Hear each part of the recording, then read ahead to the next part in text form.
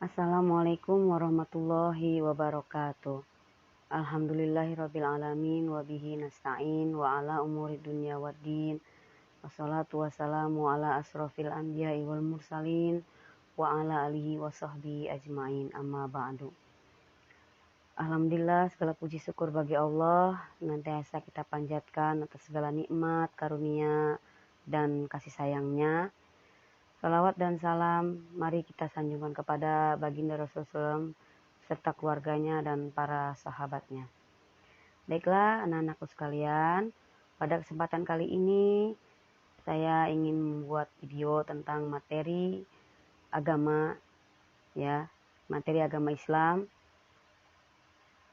pada tingkat SMA untuk kelas 1. Oke. Selamat menyimak.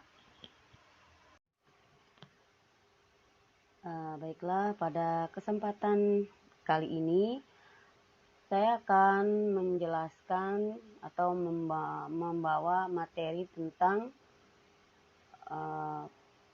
pembelajaran, ya, PAI untuk SMA tingkat 1 atau kelas 1, ya, SMA dan sederajat lah, ya, materi PAI, yaitu menjelaskan tentang siapa mereka ulul albab yang ada di dalam surah Ali Imran ayat 190 dan 191.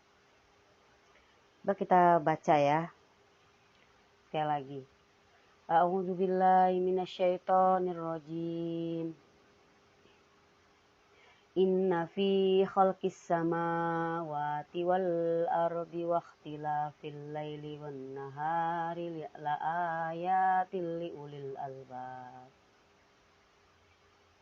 Sungguhnya dalam penciptaan langit dan bumi serta pergantian malam dan siang terdapat tanda-tanda kebesaran Allah bagi orang-orang yang berakal.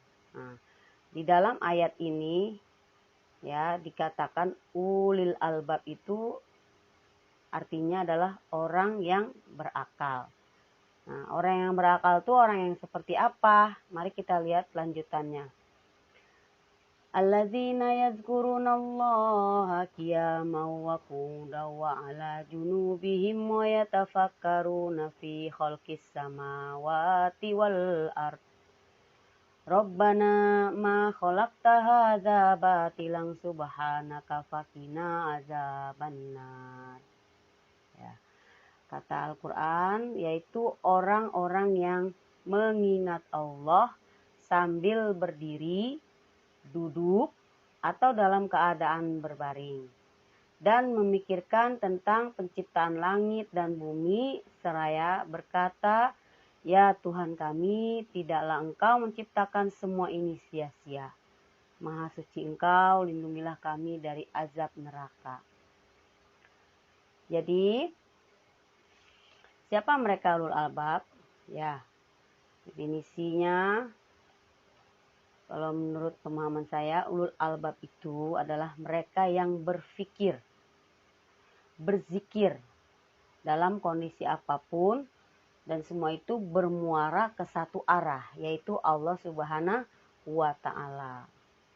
Ketika kita melihat ada seorang muslim misalnya sedang mengadakan penelitian, atau seorang arkeolog, atau seorang pelajar yang sedang belajar memahami tentang alam semesta, tentang manusia, atau tentang kehidupannya, apapun, ya.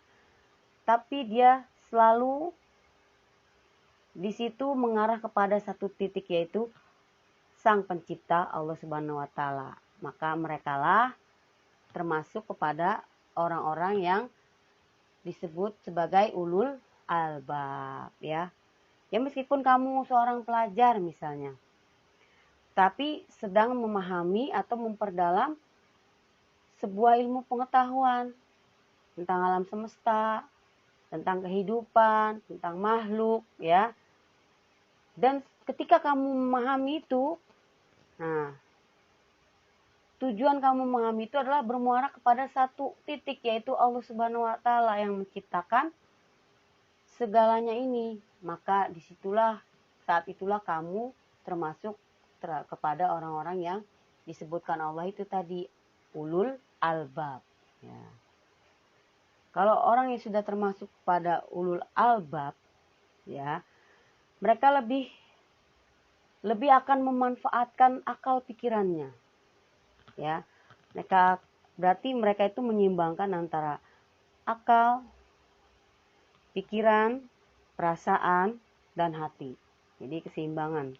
Ya, ketika semua itu sudah seimbang, maka akan bertambahlah keimanan kepada Allah Subhanahu wa Ta'ala. Disitulah akan tahu, oh iya, Allah itu sudah memberikan tanda-tandanya kepada kita, ya, melalui ayat-ayatnya, ya, karena tanda-tanda yang diberikan Allah itu, ya, ada dua macam, yaitu ayat-ayat kauliyah dan ayat-ayat kauniyah. Jadi ayat-ayat kauliyah itu Al-Quran, ya, itu ada penjelasannya, penjabarannya, ya, konsep-konsep, prinsip hidup itu di Al-Quran. Sedangkan ayat-ayat kauniyah itu adalah yang terbentang di depan mata kita ini, alam semesta ini, bahkan diri kita sendiri. Ini adalah ayat-ayat kauniyahnya Allah.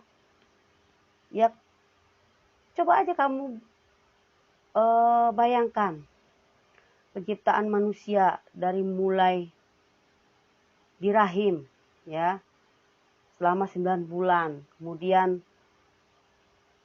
dilahirkan menjadi seorang bayi.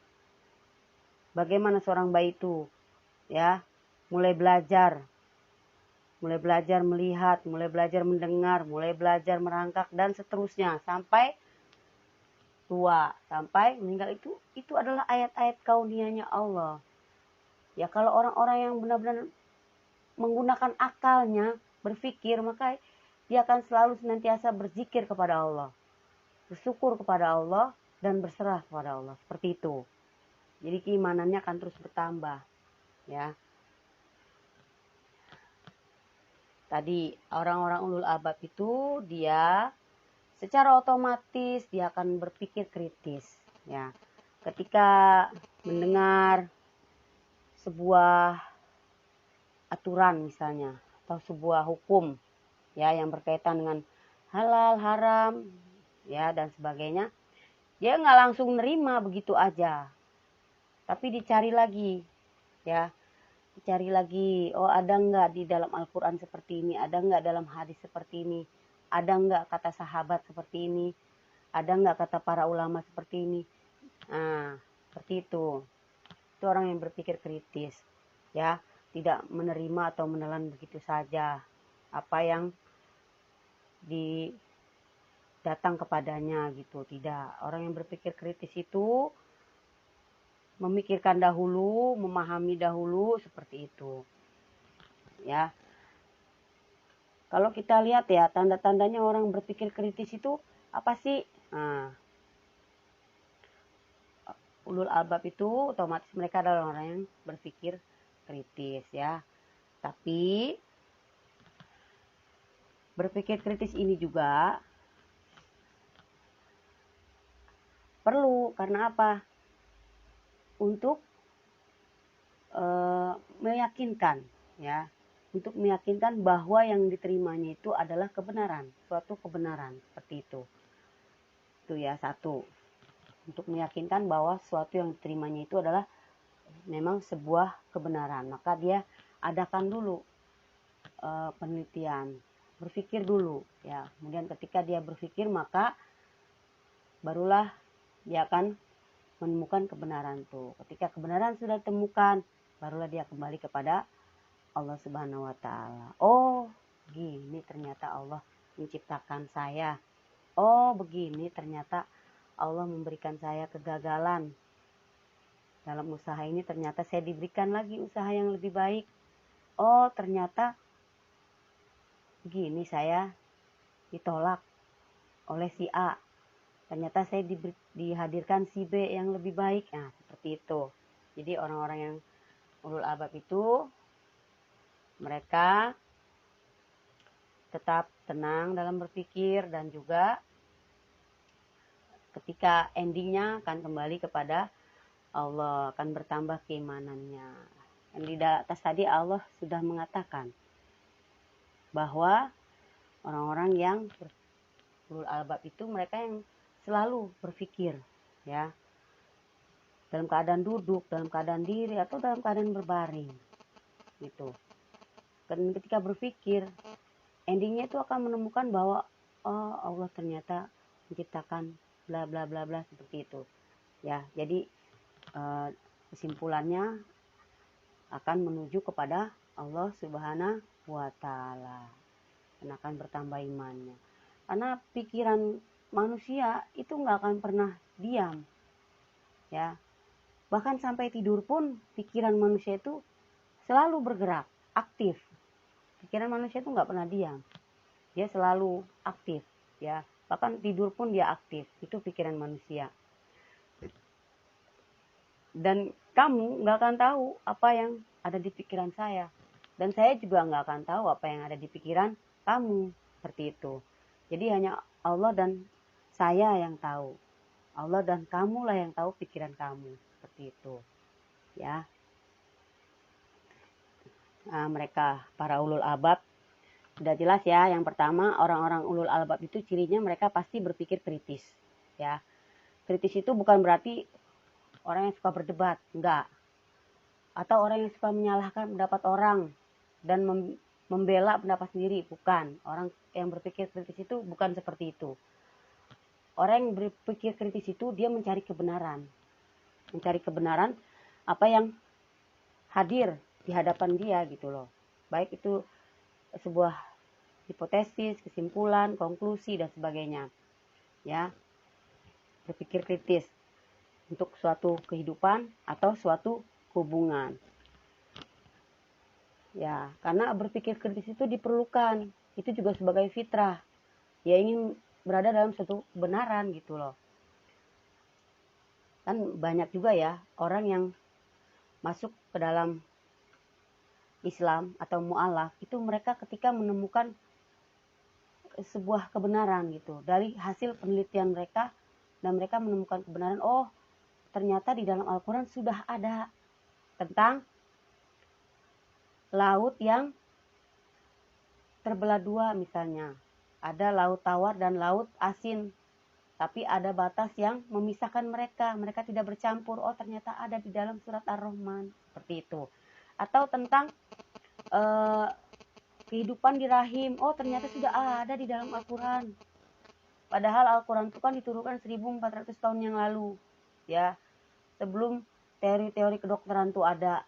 Ya, zaman Nabi Muhammad mana ada alat-alat kedokteran, belum ada. Nah itu kan berarti menemukan suatu kebenaran.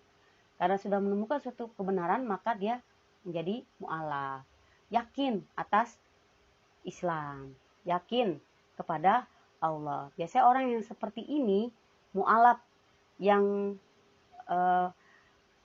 terjadi akibat pengetahuan yang dia peroleh, ini biasanya dia akan menjadi seorang mu'alaf yang seutuhnya, gitulah.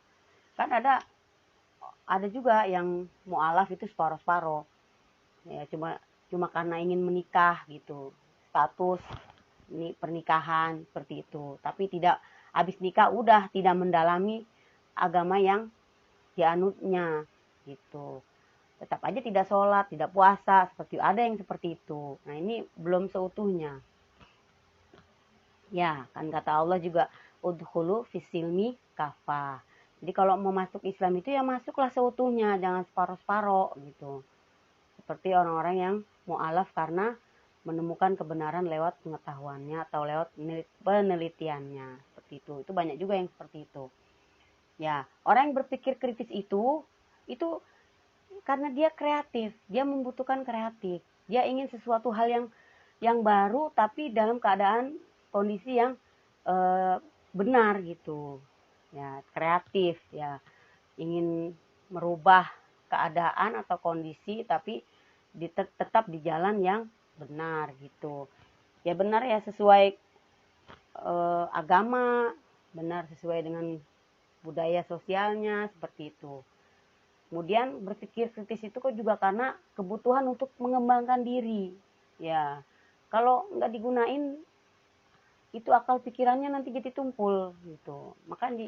Makanya digunakanlah untuk berpikir agar mampu mengembangkan diri. Ya. Terus bagaimana sih ciri-cirinya kalau kita itu orang yang berpikir kritis? Ya, orang yang berpikir kritis itu logis ya pertama. Logika dipakai. Ya. Jadi jangan banyak ngehalu. Tetap logika harus dipakai. Ya, buang itu halu-halu. Kata Rasulullah juga, jangan berangan-angan yang panjang. Ya. Kamu misalnya berusaha atau bekerja seadanya, tapi kamu ingin mengharapkan atau berekspektasi hasil yang besar. Ya kalau menurut logika kan nggak mungkin gitu loh. Atau kamu mengharapkan ujuk-ujuk ketemu apa gitu, dapat hadiah apa, ya itu juga nggak sesuai logika gitu loh. Ya, jadi yang logis aja dah. Kamu kok lihat kok tiba-tiba si A gitu bisa kaya raya, ikut acara ini, kok bisa tajir, melintir, bisa jadi crazy rich. Ya pikir aja pakai logika. Dia bisa cepat tajirnya itu dengan cara apa gitu. Apakah cara benar ataukah cara tidak benar? Kalau seseorang itu tajir dengan instan cepat, pastilah bukan cara yang benar gitu loh. Logika pasti main di situ ya. Dan nanti akhirnya kan terlihat kebenarannya. Ya kita berpikir logis aja gitu loh. Ya. Itu yang pertama, ciri berpikir kritis. Yang kedua, objektif. Ya, jadi melihat objeknya. Misalnya kalau seorang guru nih menilai anak nih ya. Kan di kelas itu anak bermacam-macam ya. Ada yang cara menghafal itu cepat, ada yang lambat, ada yang memang aktif motoriknya ya. Nah, itu kita harus menilai secara objektif, bukan menilai secara subjektif maunya kita, enggak ya. Oh iya, anak ini nih udah hafal satu ayat aja udah alhamdulillah banget gitu misalnya. Karena dia ini memang sulit menghafal. Dia bisanya melihat contoh. Kalau melihat contoh dia bisa, tapi kalau menghafal tulisan dia sulit. Ada yang seperti ini. Nah, itu kita harus kasih reward ya. Jangan samakan dengan anak yang memang hafalannya cepat. Jangan. Itu kita namanya objektif ya. Bukan dalam hal seorang guru aja, bisa juga seorang bos atau dalam perusahaan itu juga harus menilai secara objektif ya. Seorang yang berpikir kritis dalam suatu diskusi juga ya. Kalau orang yang berpikir kritis, dia lebih baik meninggalkan perdebatan daripada harus menang-menangan gitu, ego. Nah, enggak ya. Jadi orang yang berpikir kritis itu menyampaikan secara objektif pemikirannya secara logis ya kepada orang-orang. Yang ketiga, independen. Jadi emang pemikirannya sendiri gitu loh, dari referensi-referensi yang udah dia baca, yang udah dia alami seperti itu ya. Kreatif ya, terus komprehensif dan argumentatif. Itulah tadi ciri-ciri orang-orang berpikir kreatif. Jadi ada 1, 2, 3, 4, 5, 6 ciri ya.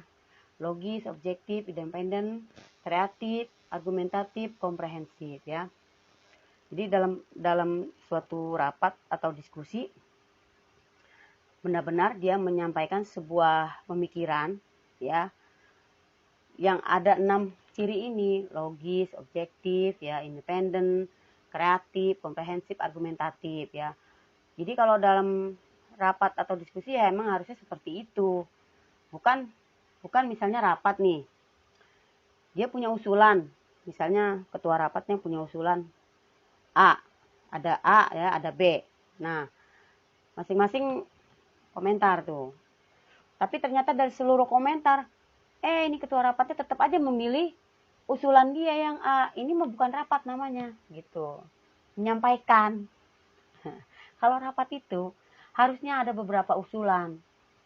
Ketika diambil beberapa usulan, nah dicari usulan-usulan yang memang terbaik dari sekian banyak usulan, seperti itu.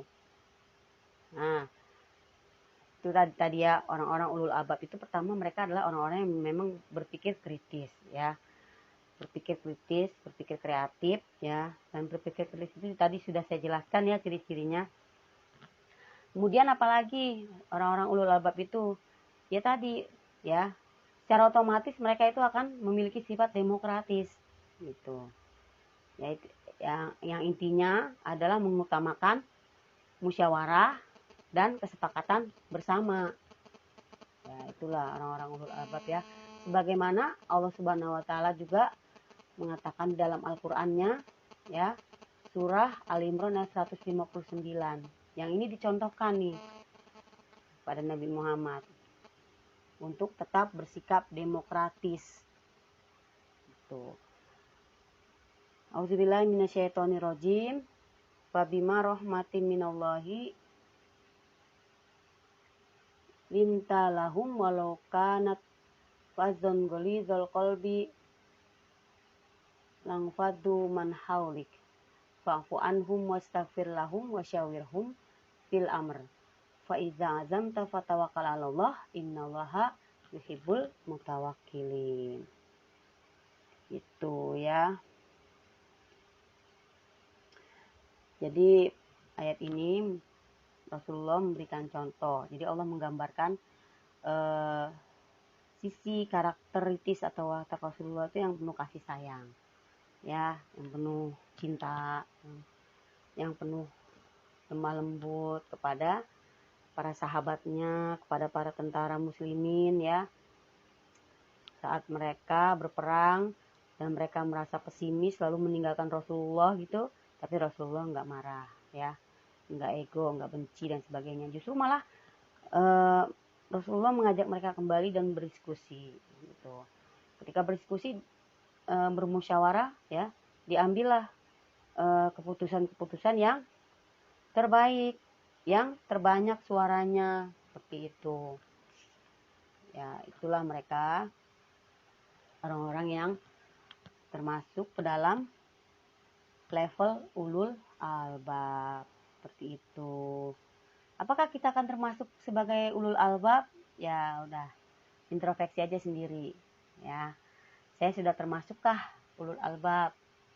Apakah dalam diam saya sudah berpikir dan berzikir kepada Allah? Apa belum? Apakah dalam diam saya hanya mikirin orang? Apakah dalam diam saya hanya mikirin uang? Apakah dalam diam saya hanya mikirin pacar? Nah, itu introspeksi dirilah, muhasabah diri. Kita sudah termasuk ulul albab belum?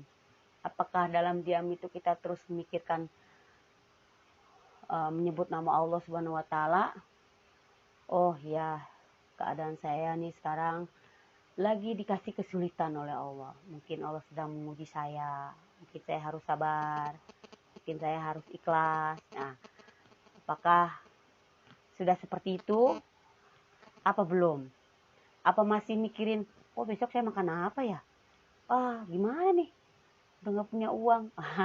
Pikirin kayak, apakah masih seperti itu? Muhasabah diri ya. Coba dicek lagi. Sudah termasukkah kita sebagai ulul albab? Yang tadi sudah saya katakan, orang-orang ulul albab itu mereka itu berpikir kritis. Mereka orang-orang yang nggak pernah berhenti belajar, ya, belajar terus, ya, membaca, ya, membaca tulisan, membaca keadaan, membaca kondisi, ya kan, membaca ayat-ayat kauniyah Allah. Nggak usah jauh-jauh membaca, diri sendiri aja lah dibaca, ya kan. Diri sendiri ini aja udah banyak banget yang harus digali. Ya, itu ya. Dan orang-orang yang ulul albab itu mereka selalu bermusyawarah. Musyawarah itu dalam Islam adalah prinsip yang sangat dasar, ya. Musyawarah itu bukan prinsip ajaran lain. ajaran Islam itu prinsip dasarnya adalah musyawarah, ya. Musyawarah itu untuk mencari kesepakatan bersama yang terbaik, seperti itu. Bukan usulannya sendiri. Percuma dia dari musyawarah, ujung-ujungnya usulannya sendiri. Nggak usah, itu buang-buang waktu. Kalau musyawarah itu bikin beberapa usulan, kumpulkan usulan-usulan, ya, dari sekian yang hadir di musyawarah, kemudian dipikirkan, kemudian baru cari yang terbaik. Seperti itu. Oke? Sampai sini dulu ya. Semoga dapat dipahami. Ya, semoga bermanfaat. Terima kasih sudah menyimak, ya. Terima kasih bantuan subscribe-nya, like ya. Saya tunggu. Oke. Kita jumpa lagi di materi PHI berikutnya. Assalamualaikum warahmatullahi wabarakatuh.